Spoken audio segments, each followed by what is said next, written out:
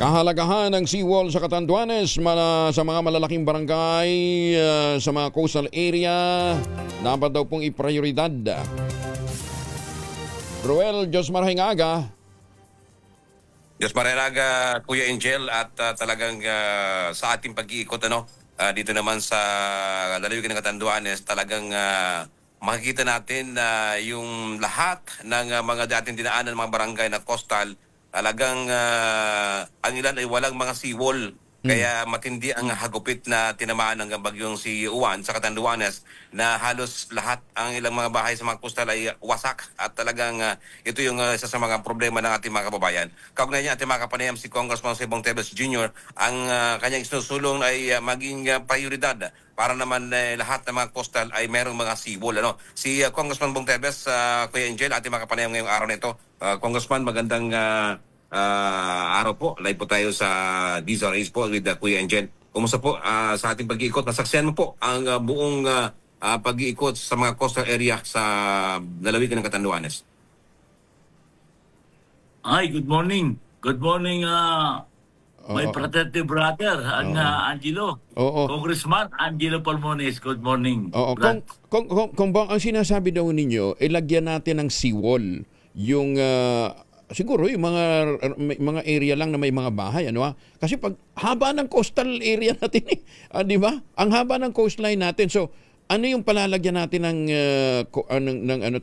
seawall? Tama ka dyan, Angelo. Kailangan din natin talaga ang flood control seawall sa lahat ng mga island provinces. Lalong-lalo na siguro yung mga tinatamaan na mga typhoon, yung mga talagang palaging dinadalaw ng mga bagyo. Lalong-lalo na po rito sa probinsya ng Catanduanes, yung mga coastal area, kung saan yung mga mangingisda, doon sila naglalagay ng mga bahay. At yung tama ka rin na dapat lang ang lagyan natin ng mga bahay, yung ay ng mga seawall of flood control, yung may mga bahay na. Huwag naman yung kabaan ng coastal area na wala namang bahay, wala naman mga pananim na inaalagaan. Tulad ng nakikita natin na nakakaroon tayo ng problema sa investigasyon ngayon sa mga flood control. Kahit wala namang bahay, ay nilalagyan pa nila ng seawall or flood control. Dapat wag doon. Dapat analagyan lang natin yung talagang mahalaga. Kaya nga ang sinasabi ko palagi, dapat mas maganda po ang konsultasyon ng magagaling sa LGU bago sila magpagawa ng mga flood controls o seawall sa isang lugar. Dahil ang mga mayors, governor, ang siya nakakaalam kung saan talaga may problema sa kanilang mga nasasakupan. Hindi yung mismo, yung ibang mga kaibigan natin sa DPWH, kaibigan natin mga kapwa ko, mambabatas, ay talagang naglalagay sila ng mga seawall flood control na hindi alam. Minsan, yun ang problema talaga, hindi alam ng mga LGUs kung paano nagkaroon ng project na flood control o seawall sa kanilang lugar dahil wala sa kanilang konsultasyon. Unang-una kasi, dati po tayong naging mayor, dati po tayong naging vice governor. Ang kailangan natin ay dumaan lahat yan sa Local Development Council, sa Provincial Development Council, at kailangan, rekomendado po yun ng Regional Development Councils. Ang lahat po. At yan naman po talaga ang gusto ng ating Pangulo. Pero siguro, isa sa mga problema, binabanggit nga ninyo kung saan dapat na walang bahay, nandun may bahay. Tapos hindi dapat na lagyan ng flood control, doon nilagyan ng flood control. Isa sa talagang mga problema natin, Kong, ito naman, alam din karamihan ng mga mambabatas, asan kasi ba hindi natin maipasapasa yung National Land Use Policy natin? Yung National Land Use Act, every opening ng Congress at nagsasalita ang Pangulo, sasabihin nila, pagtitibayan na natin ang National Land Use Act. Utang na loob, ilang Congress na nagdaan hanggang ngayon, hindi ho na pagtitibay yun Yan po ang malaking problema din natin. Mayor pa ako po, pinag-uusapan na yung comprehensive land use na natin yan. Kaya nga hanggang ngayon, pinaglalaban din natin yan. Talagang malaman natin ang comprehensive land use. Kasi unang-una, malaki po ang tulong ng comprehensive land use para ma-identify natin ano ba yung agricultural, commercial, residential area at dapat lagyan ng seawall o flood control sa isang lugar. Kaya May nakapending ba kayong bill relative to that, Kong? Alam ko po, naabutan niya ng third reading, pero kailangan ibalik uli yan, pero mabilis niyan, mapasok kasi Oo. alam naman po natin, dati po kayo mambabatas, na pag ito'y na-approve na sa third reading at naabutan lang ng recess o ng pagsara ng Kongreso uli, ipagbukas yan, ipapasok na lang yan sa third reading, hindi na mag-uumpisa sa committees. Ayun. Anyway, sana nga po maging priority ito dahil na tama ho kayo, lagyan natin ng seawall pero hindi naman po pwede sa haba ng ating baybay dagat, hindi po pwedeng lagyan lahat, ano ha? At saka ang problema kasi, like for example, doon nga sa sa Leyte, di ba? Nung tamaan ito ng Yolanda, isa sa mga naging programa, lagyan nga po din ng seawall. Hindi naman natapos, Kong. Nakapasok pa rin yung tubig ba?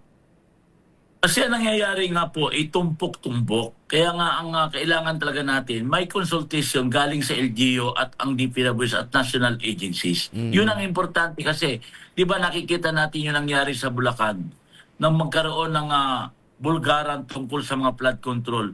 Mismong si Governor Fernando nagtaka bakit may flood control sa lugar niyan, hindi nila alam.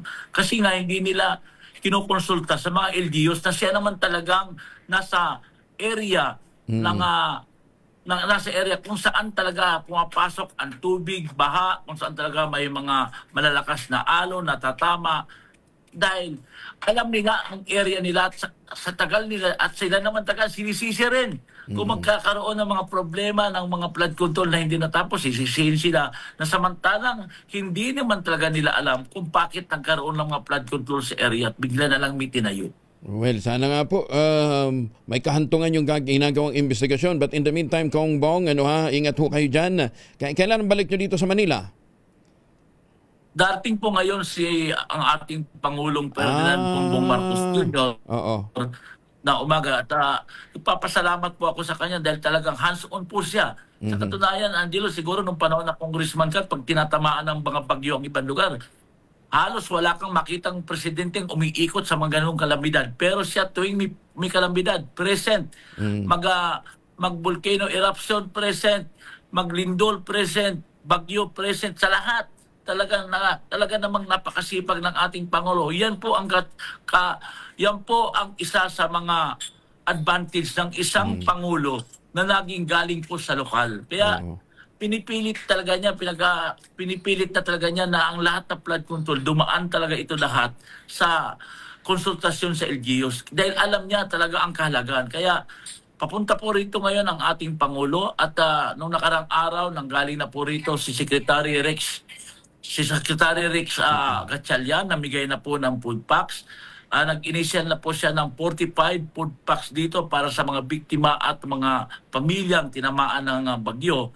Ngayon, ang pangako po niya, lahat po ng 87 families dito ay bibigyan niya ng food packs. At after food packs, tulad ng sinabi ng ating Pangulo, yung mga partial damage at yung mga totally damage sa mga bahay at pamilya, bibigyan naman niya ng cash assistance. Ibig sabihin, talagang hands-on po ang ating pamahalaan sa pagtulong sa mga ganitong pangyayari. Pero nakakalungkot dahil yung kung makikita natin sa picture, yung mga tinamaan pa ng mga bagyong Rolly nung panahon po ito ni former Duterte na mga eskwelahan, classrooms at bagyong Pipito nung mga nakaraang taon lamang ito na pinuntan din ng ating Pangulong si BBM, ay hindi pa po nagagawa yung mga classroom na yun.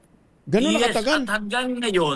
At hanggang ngayon, dahil bumagyo na naman yung Typhoon 1, Super Typhoon, meron na namang mga additional classroom na nasira. Dagdag na naman ito sa pasanin at pahirap ng ating mga kabataan kung saan sila magsisiksikan ng mga silid-aralan.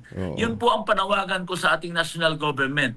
At yun din ang panawagan ko sa ating DPWH Secretary na pagtuunan din ng pansin yung mga nakabinbin nila na mga classroom, school buildings na dapat nilang ipagawa. Dito lamang sa Catanduanes, ang dami pang forbidding na mga school buildings dito at classroom repair na hindi pa natatapos. Samantalang, ang pinag-uusapan na po natin ngayon ay budget for year 2026. yung budget for year 2025 na classroom at school building ay hindi pa na-obligate, hindi pa natatapos ipabidding. Kaya sa buong Pilipinas, 22,000 lamang ang napapagawa natin ng mga school building at mga classroom repairs. Samantalang ang dami-dami na pong pondo. Lalo ngayon dahil dagdag na naman po ang Kongreso ng halos 28 billion pesos na pagawa ng classroom o pondo ng DepEd. Okay. Sana mapabilis din ito. Kaya isa rin sa panawagan ko, Angelo, na sana bigyan din ng power ang mga LGUs na siya na ang magpa-repair ng mga classroom na tinamaan ng bagyo. Dahil mukhang yun naman ang direksyon eh. Oo. Mukhang yun ang direksyon. Sa LGUs. Yes, tama po yun kasi nabubulunan na ang DPWH natin eh. Sa dami ng infrastruktura na napupunta sa kanila, nandyan na yung DA. Nandyan na yung DAR, nandyan na yung DOH sa mga hospital buildings. Tapos nandyan pa yung DepEd na samantalang i-repair lang naman na halagang 1.5 million matatapos na ang isang classroom.